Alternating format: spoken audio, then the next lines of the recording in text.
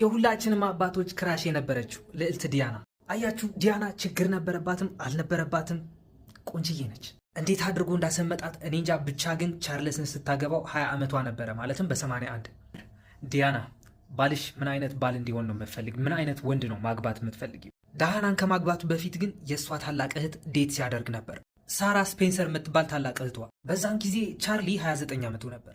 ይህ እየሆነ ያለው በ77 በፈረንጆቹ ነበር። ከእህቷ ጋር ብሬክአፕ እንዳደረጉ ቀጥታ ወደ እሷ ነበር የመጣው። ሪከኔክት አደረጉ፣ ዴት መደራረግ ጀመሩ። በ81 ፕሮፖዝ ያደርግላታል። ፕሮፖዝ ካደረጋት በኋላ ግን አለቀሰች፣ እንባ በእንባ ሆነች። የማናት ጥጋበኛ ምናምን እንዳትሉ፣ ምክንያቱም ይህ ሰውዬ ፍቅር ይዞት አልነበረም ፕሮፖዝ ያደረገው። ኢቨን ሪፖርተሮች ጠይቀውት ከዲያና ጋር ፍቅር ይዘዋል ምናምን ሲሉት እኔ እንጃ ፍቅር ምን ማለት እንደሆነ እኔ ትርጉሙ አይገባኝም ምናምን ነበር ብሎ የመለሰው። በዛን ጊዜ ዳያን አልታወቃትም እንጂ ቻርሊ ቀይ ባንዲራ ሲያውለበልብ ሰርጉንም ዲች ለማድረግ አስባ ነበረ ዳያና። ግን እህቶቿ ነበሩ የመለሷት። ፕሪንስ ቻርልስን አግብታ ወደ ካስትሉ እንደገባች ደግሞ እዛ ውስጥ የሆነች ዘማሚ የምትላት ሴትዮ አገኘች።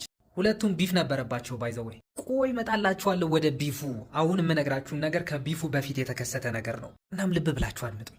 ዳያና ፕሪንስ ቻርልስን እንዳገባችው ልቡ ከእሷ ጋር እንዳልሆነ ይገባታል። ምክንያቱም ቻርልስ ከዚህ ሴትዮ ጋር ፍቅር ይዞት ነበር። መስተፋቅር አድርጋበት ይሆናል እንጂ እኔ ዳያናን የምትመስል ሴትዮ እንዴት ነው ትቶ ወደዚህ ሴት የሚሄደው? ይቺ ሴትዮ ካሚላ ፓርከር ትባላለች። ስለ ሁለቱም ፋይንድ አውት ያደረገችው ዳያና ዘ ኢንፌመስ ታምፐን ጌት የሚባል ካሴት ስታገኝ ነበር። ይሄ ቴፕ ደግሞ ቻርልስ ስለዚህ ሴትዮ ጋር አብረው እንዲተኙ እንደሚፈልግ ምናምን ነገር ፋንተሳይዝ ያደረገበት ቪዲዮ ነበር። እናም ካሴቱን እንዳገኘች ቻርልስ ምን ብላ ታፋጥጠዋል? ስማ ሰውዬ፣ በትዳራችን ውስጥ 2 ሳንሆን 3 ሰዎች ነን ያለ ነው እና ትዳራችን ክራውድድ ሆኗል ምናምን ትለዋለች። እናም በ95 እነ ፕሪንስ ቻርልስ እና ሮያል ፋሚሊ የተባሉትን ቤተሰቦች እንዳለ ለማጋለጥ ወደ ኢንተርቪው ትቀርባል። ኢንተርቪውን የተላለፈው በቢቢሲ ሲሆን ቃለመጠይቁ ያደረገላት ሰውዬ ደግሞ ማርቲን ባሽር ይባል ነበር።